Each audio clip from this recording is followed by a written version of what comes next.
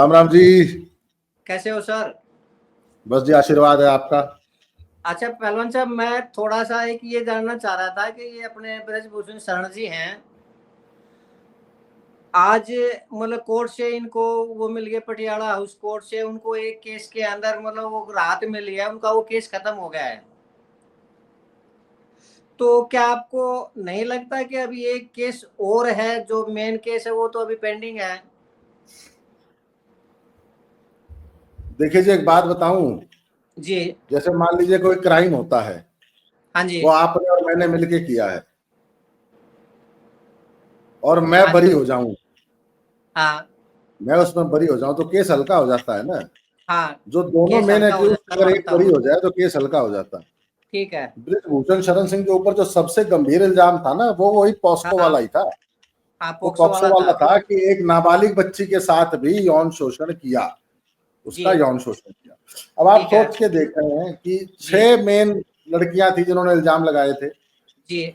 उसमें से 3 पहले ही केस में आज तक गवाही देने नहीं आई, ठीक है। और चौथी थी ये पॉक्सो वाली। हम्म। ये तो केस ही खत्म हो गया। हाँ हाँ। इसके अलावा बचती हैं सिर्फ 2 बहनें, संगीता और विनेश। जी। साक्षी मलिक के जो मुकदमा था ना, उसके ऊपर तो रिबेका जॉन ने, उनकी जो वकील थी, उन्होंने जी। कोर्ट में लिख के दे दिया था कि मेरे मुवक्किल साक्षी मलिक के हम्म। इल्जामातों पर मुकदमा न चलाया जाए, लेकिन हम्म। इनको एज ए गवाह रख लिया जाए। तो हम्म। उनका मुकदमा भी खत्म हो गया। अब आप सोच ठीक। के देखें, हाँ, बिल्कुल सात ठीक। में से 6 लोगों का, 7 में से 5 लोगों के मुकदमे ही नहीं चल रहे। ठीक अब है। बचता कौन है? सिर्फ और सिर्फ फोगाट गैंग हम्म। है। तो आप सोच के देखा ना कि दम कितना बचा उस मुकदमे में। लेकिन जो मेन वो थे वो उनका तो बचा हुआ है ना, जैसे विनेश है, विनेश का बचा हुआ है, और बजरंग पूनिया की जो मिसिज है उनका बचा हुआ सर है, ये क्यों पीछे हटेंगे? सर एक बात बताएं, आपके साथ मान लीजिए कोई घटना घट जाती है, ठीक है। आप जाते हैं मुकदमा लिखाते हैं, ठीक है। मुकदमा कोर्ट में आ जाता है, ट्रायल में आ जाता है, हम्म। और आप एक भी दिन जाके गवाही तक नहीं देते हैं। ठीक है। इसका क्या मतलब समझा जाए? हम्म। संगीता फोगाट आज तक कोर्ट के सामने पेश ही नहीं हुई।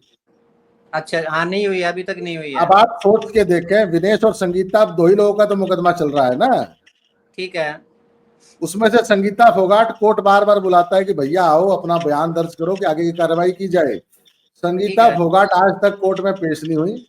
और पिछली बार सब परिवार, वो उनके पति, उनकी 3 बहनें और उनके सब जीजाजी लोग, ये चारों ठीक है। बहनें और उनके चारों पति लोग, ये लोग मिलके हम्म। हिमाचल प्रदेश के किसी हिल स्टेशन पे, सॉरी, घूमने गए हुए थे, वेकेशन ठीक है। मनाने गए थे। हम्म। और जिस दिन कोर्ट में इनकी तारीख थी, संगीता फोगाट की जब तारीख थी, तो ये सॉरी वेकेशन मना रहे थे। हम्म।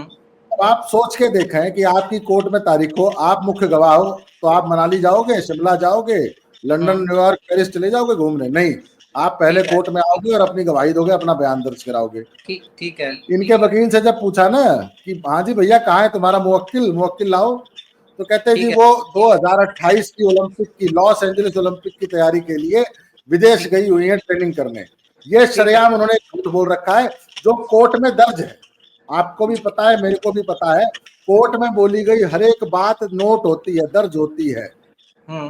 तो एक झूठ ये बोल दिया और आज तक पेश नहीं हुई। अब मैं आता हूं दूसरी, जो विनेश फोगाट जी हैं, हाँ। आज तक सिर्फ एक बार आई हैं। हम्म। जो बयान, जो उन्होंने एफआईआर में बयान दिया था ना, ठीक है। सेम वही बयान वहां जज साहिबा के सामने रिपीट करके चली गई। आज ठीक है। तक क्रॉस क्वेश्चनिंग के लिए नहीं आई। और हम्म। अब एक नया बहाना बना दिया कि जी मैं तो प्रेग्नेंट हूं, मेरी तबीयत नहीं ठीक है। ठीक है। उससे पहले मैं विधानसभा में थी, मैं हल्के में थी, आज मैं हाँ। फलानी जगह थी, आज मैं ढमकानी जगह थी। एक हम्म। तरफ तो आप बोलती हो कि मैं अपनी नहीं, 1,000 हरियाणा की बेटियों की और हम्म। कुश्ती के भविष्य की लड़ाई लड़ रही हूँ। ठीक है। दूसरी तरफ आपको जब बुलाया जाता है कि आइए और क्रॉस क्वेश्चनिंग में पार्टिसिपेट करिए, तो जी। आप कभी हल्के में घूमने की बात करती हैं, कभी विधानसभा की करती हैं, और अब ठीक आप है। प्रेगनेंसी का बहाना बनाकर 1,000 बेटी की लड़ाइयां लड़ रही हैं। ठीक है। जी, तो ये इस वक्त माहौल, ये इस वक्त जी, मतलब इनके पूरे केस का ये हाल है। ठीक है। अच्छा, नन्हे पहलवान जी, एक बार बताइए, ये मेरी अपनी सोच है कि इस मामले में ये पॉलिटिकल मुद्दा नहीं है क्या? क्या सरकार की यानी बीजेपी जो पार्टी हाईकमान है उसके लिए ये कि अच्छा वो नहीं है क्या कि ब्रजभूषण शरण की जो गर्दन फंसी हुई है वो फंसी रहे और वो उनके कंट्रोल में रहे और उसके लिए केस को लंबा खींचती रहे सरकार कोर्ट के द्वारा? एक तो मैं आपको एक बात बताऊं जी, देखिए हर नेता का ना अलग अलग ऑरा होता है, अलग अलग कद होता है। एक तो हाँ ब्रिजभूषण शरण सिंह की कहीं कोई गर्दन फंसी नहीं हुई है। हाँ हाँ। अगर ब्रिजभूषण शरण सिंह की गर्दन फंसी होती तो पार्टी उनको संदीप सिंह की तरह, जैसे संदीप सिंह नाम की एक मक्खी थी ना जिसको हरियाणा गवर्नमेंट ने 1 मिनट में चाय में से निकाला और फेंक दिया, तो बिल्कुल बिल्कुल ब्रिजभूषण ठीक कह शरण रहे हैं। सिंह को 1 मिनट में पार्टी से निकाल देते। हाँ हाँ। उनके बेटे को टिकट देने की जगह कुछ और ठीक है। देते, और उनका एक बेटा जो विधायक है उसको भी पार्टी से निकालते। आप सोच के देखें, ब्रिजभूषण शरण सिंह को बस इतना कहा गया कि हे ठीक महाराज है। आपसे रिक्वेस्ट है कि अपने पुत्र को प्लीज और प्लीज डब्ल्यूएफआई की अध्यक्षी का चुनाव मत लड़ाइए, हम उसकी ठीक है। जगह आपके बेटे को एमपी का टिकट दे देते हैं। आप एक ठीक है। बात बताइए ना, ब्रिजभूषण शरण सिंह की उम्र है 67 साल, मान हाँ लीजिए हाँ। इस बार सांसद हो जाते, हम्म। 4 साल बाद उनकी उम्र हो जाती 71 साल, तो करीब करीब रिटायरमेंट की उम्र थी उनकी। और ठीक है। दुनिया का हर बाप क्या चाहता है कि जिस बिजनेस में, जिस काम में, जिस क्षेत्र में मैं हूं उसमें मेरे हम्म। बेटे बेटे सेटल हो जाए। तो हम्म। ब्रिजभूषण शरण सिंह का बेटा, बड़ा वाला बेटा, 2 बार से हम्म। लगातार विधायक है, इस वक्त ठीक भी है। उत्तर प्रदेश विधानसभा में है। छोटा हाँ। बेटा जिसकी उम्र भी मात्र 34 साल है वो सांसद हो गया। इससे ज्यादा किसी बाप को क्या चाहिए? भूषण शरण सिंह की गर्दन फंसी हुई है। अब कब मैं तक? आपको एक और जवाब देता हूं, छोटा सा एक जी लाइन का जवाब है। जी। सबने ब्रिजभूषण शरण सिंह के खिलाफ उल्टे बयान दिए। ठीक है। समाजवादी पार्टी के किसी प्रवक्ता ने, किसी नेता ने, राष्ट्रीय अध्यक्ष ने, अखिलेश यादव ने कभी नाम लिया? हमेशा ये उस यही सवाल। यही तो एक पॉइंट है ना कि क्या इससे ये नहीं लगता कि आने वाले टाइम में अगर ये फैसला बृजभूषण शरण सिंह जी के पक्ष में नहीं आया तो वो समाजवादी पार्टी को ज्वाइन कर लेंगे?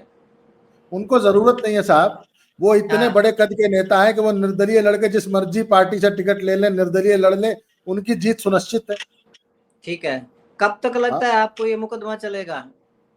जब तक हमारे पहलवान इस मुकदमे को डिले कर ले। अच्छा।